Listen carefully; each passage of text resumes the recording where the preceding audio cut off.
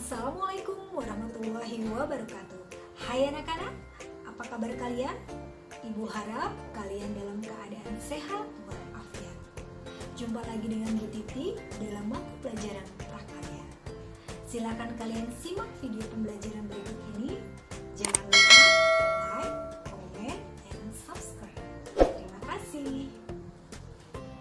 Pada pertemuan kali ini, silakan kalian lihat gambar-gambar berikut ini.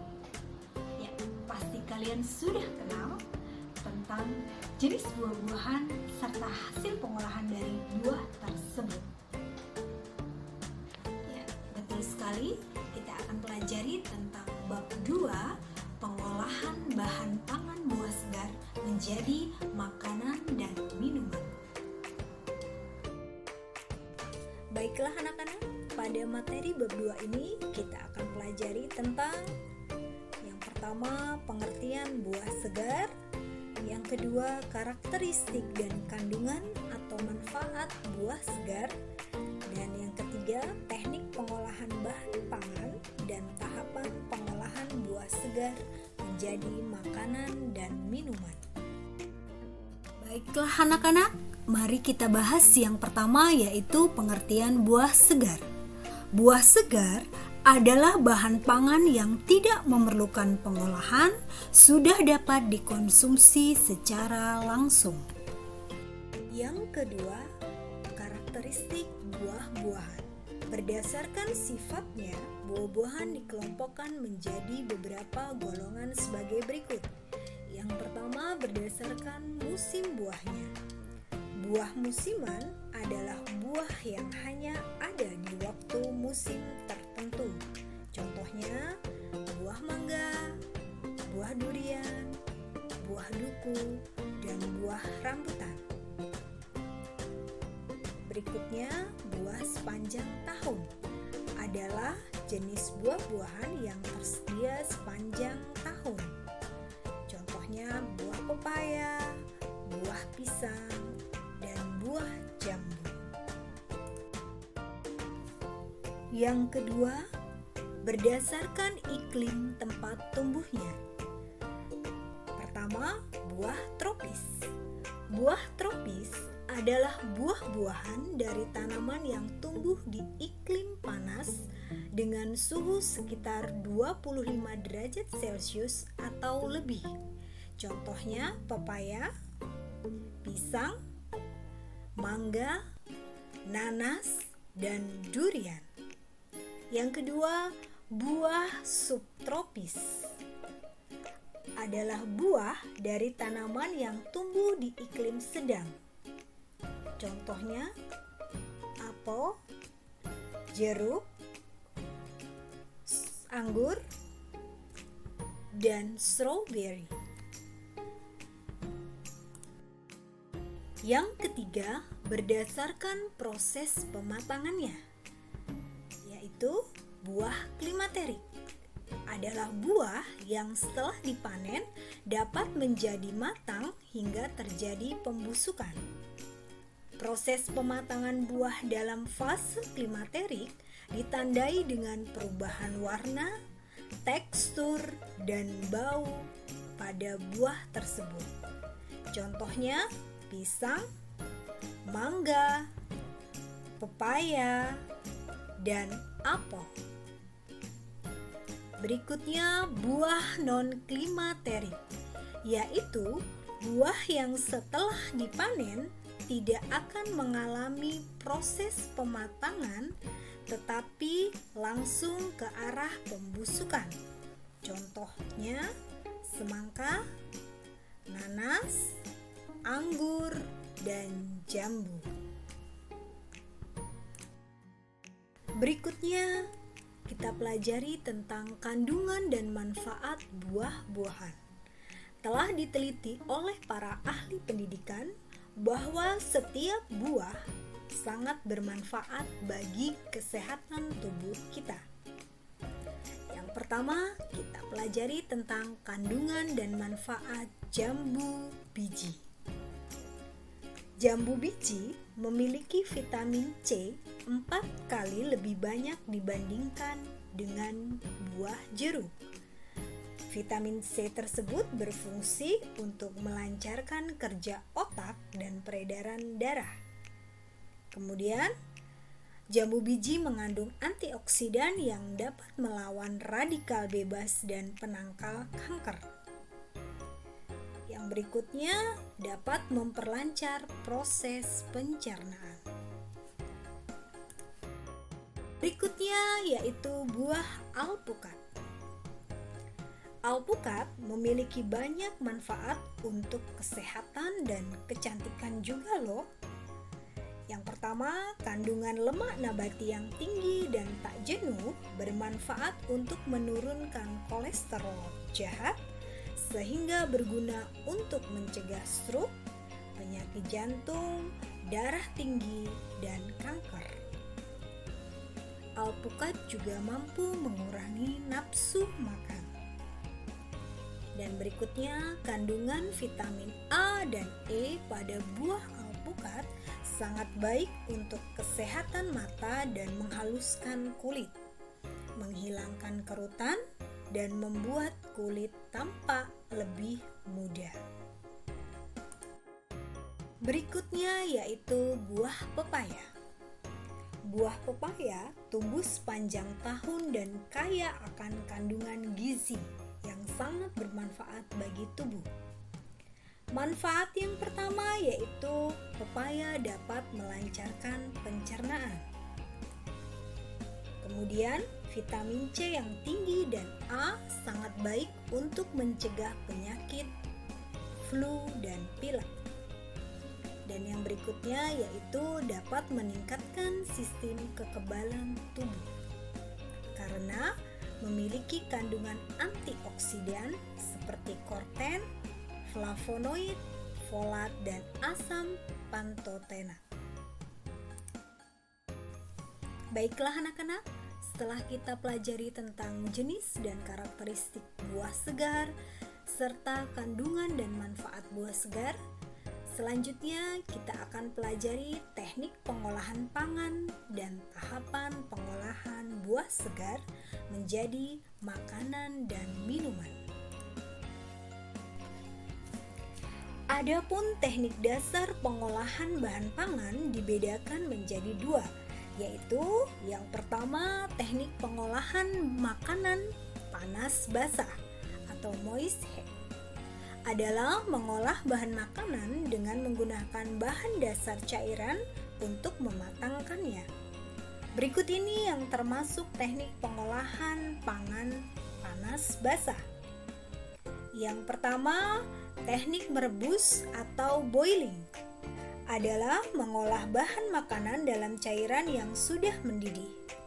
Yang kedua, teknik merebus menutup bahan pangan atau poaching adalah cara memasak bahan makanan dalam bahan cair sebatas menutupi bahan makanan yang direbus dengan api kecil di bawah titik didih 92 derajat sampai 96 derajat Celcius.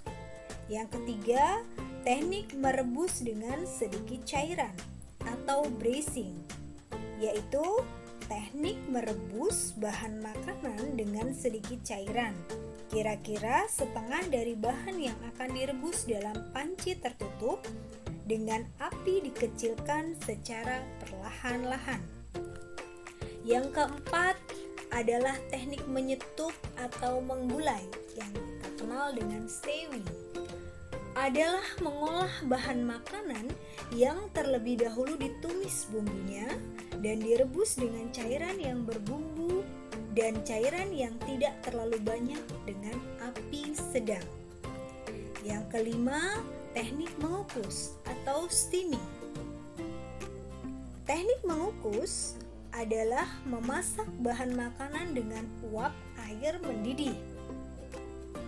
Yang kelima, teknik mendidih atau simmering adalah teknik memasak bahan makanan dengan saus atau bahan cair lainnya yang dididihkan dahulu, kemudian api dikecilkan di bawah titik didih dan direbus lama, di mana pada permukaannya muncul gelembung-gelembung kecil.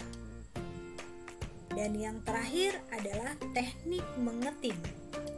Adalah memasak bahan makanan dengan menggunakan 2 buah panci yang berbeda ukuran. Salah satu panci berukuran lebih kecil. Cara ini memerlukan waktu yang lama, seperti membuat nasi tim atau coklat. Yang kedua adalah teknik pengolahan pangan panas kering atau dry heat cooking.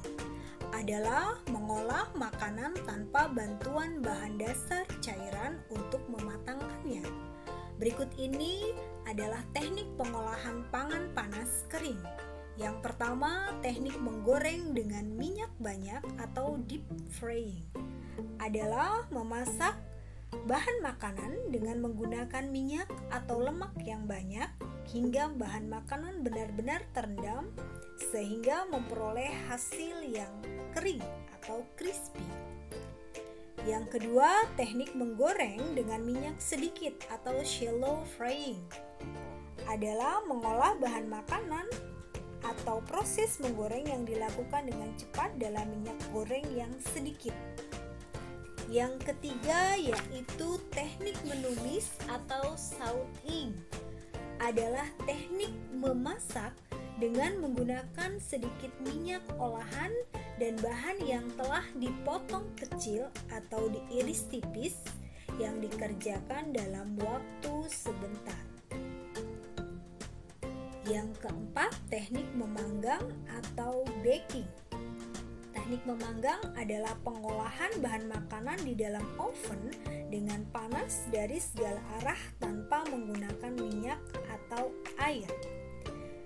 Berikut ini cara memanggang memiliki beberapa metode. Yang pertama, memanggang kering, memanggang dalam oven menambah kelembapan, dan yang terakhir memanggang dalam oven dengan menggunakan 2 wadah. Yang kelima yaitu teknik membakar atau grilling. Adalah teknik mengolah makanan di atas lempengan besi panas atau di atas panci dadar yang diletakkan di atas perapian langsung. Selain itu, kita dapat mengolah bahan pangan dengan teknik atau cara yang lainnya, seperti yang pertama, menghaluskan. Membuat bahan pangan menjadi halus dengan bantuan alat seperti blender, parutan, maupun diulek. Yang kedua, mencampur, yaitu menyatukan bahan pangan menjadi tercampur rata. Yang ketiga, menyaring atau memeras, yaitu membuat bahan menjadi halus dengan alat penyaringan. Dan yang terakhir, tidak dimasak atau raw food. Bahan pangan ada yang dapat dimakan mentah. Selanjutnya, agar suatu produk pengolahan berhasil dengan baik, perlu memperhatikan tahapan atau proses pembuatan pengolahan pangan sebagai berikut. Yang pertama, kita lakukan perencanaan, kemudian kita lakukan pelaksanaan pembuatan, setelah itu penyajian atau pengemasan, dan evaluasi. Nah, selanjutnya silakan kalian perhatikan langkah-langkah laporan pembuatan karya sebagai berikut. Yang pertama, perencanaan, meliputi identifikasi kebutuhan, alasan, dan ide atau gagasan. Yang kedua, pelaksanaan, meliputi persiapan yaitu merancang atau mendata bahan dan alat yang diperlukan. Kemudian proses pembuatan yaitu pemotongan bahan, mencampur dan mengolah bahan. Yang ketiga, penyajian atau pengemasan, meliputi penataan dan pengemasan. Dan yang terakhir, evaluasi, yaitu analisis atau evaluasi produk dari guru, teman, dan hasil berjualan produk. Berikut ini adalah contoh olahan buah segar menjadi makanan dan minuman. Yang pertama ada jus buah, kemudian puding buah, Kemudian kalian bisa olah menjadi salad buah, lutisan buah, nagasari, atau sup buah. Nah, bagaimana? Menarik bukan anak-anak? Silakan kalian bisa praktekkan untuk membuat olahan buah segar menjadi makanan dan minuman. Demikianlah penjelasan Ibu tentang materi pengolahan bahan pangan buah segar menjadi makanan dan minuman. Semoga bermanfaat. Terima kasih. Assalamualaikum warahmatullahi wabarakatuh.